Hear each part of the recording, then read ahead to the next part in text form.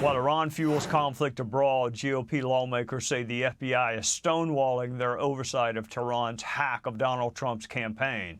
This, as a new report reveals, nearly 2 million immigrants who entered the country under the Biden-Harris administration could pose a national security risk.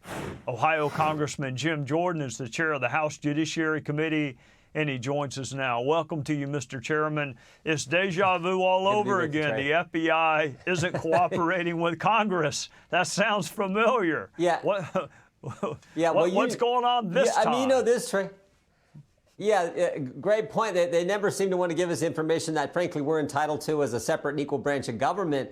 But this is just a briefing. This is routine for them. All we ask for is just brief us on what took place here. I mean, remember the backdrop, and you were just talking about this. We're 1 year removed from when the biggest state sponsor of terrorism terrorists attack our best friend, the state of Israel. Iran's the largest state sponsor of this kind of crazy, evil actions.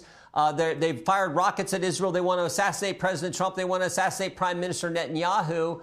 And all we're asking for is tell us about this hack of the Trump campaign. How did it happen? When did it happen? How did information go from the Trump campaign to the Harris campaign and then wind up in the press? We just think that's something the American people, what Congress would like to know and the American people would like to know. And they refuse to give us even a briefing. All right. I think you were probably present for what I'm about to play, but let's listen to it together and see if it jogs your memory. At the end of the day, people can disagree, can agree, but they will at least understand that the decision was made and the recommendation was made the way you would want it to be, by people who didn't give a hoot about politics, but who cared about what are the facts, what is the law, and how have similar people, all people, been treated in the past.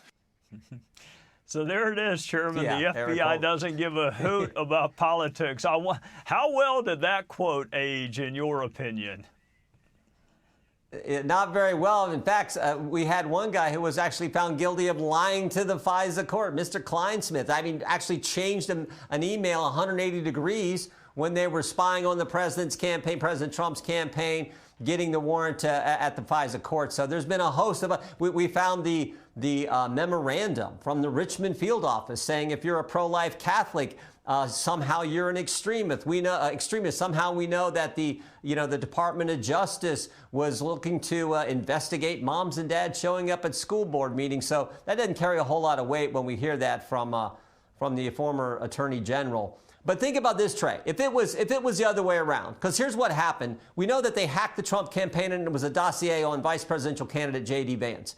If it had been the other way around, if they would have hacked the Harris campaign Iran had and then leaked a 271-page dossier on Tim Walz to the Trump campaign and somehow that winds up in the press, well, for goodness sake, there'd already be a special counsel. The whole town would be in an uproar. And all we're asking for is a briefing, and they can't do it. I mean, and this is the same FBI who released the bounty letter, which is contrary to protocol for them. This is the same FBI who retaliated against whistleblowers. I mean, this is the FBI that we want. Just give us a briefing. And again, they refuse to do so.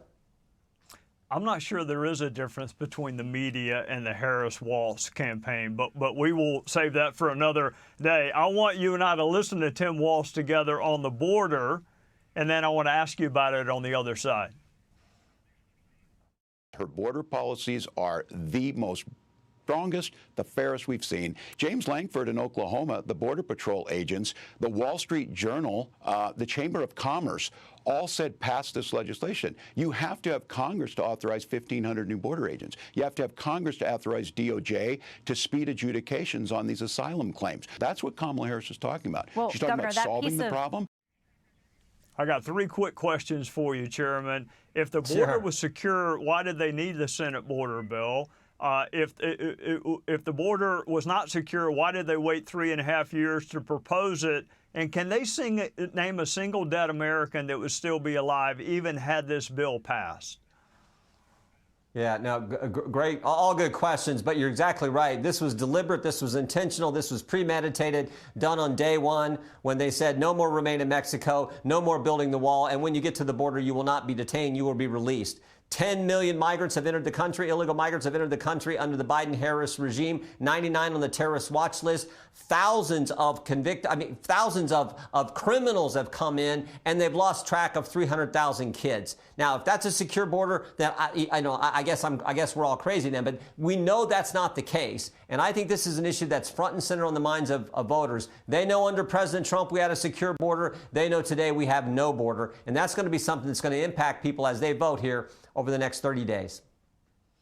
Well, we just had Kevin McCarthy on, so I have to also point out Jim Jordan has been going all across this country trying to preserve the House GOP majority as well. So it's not just the former speaker, it's current chairmen who are leaving their own home districts and going trying to help colleagues.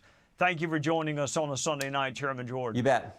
Hey, Sean Hannity here. Hey, click here to subscribe to Fox News YouTube page and catch our hottest interviews and most compelling analysis. You will not get it anywhere else.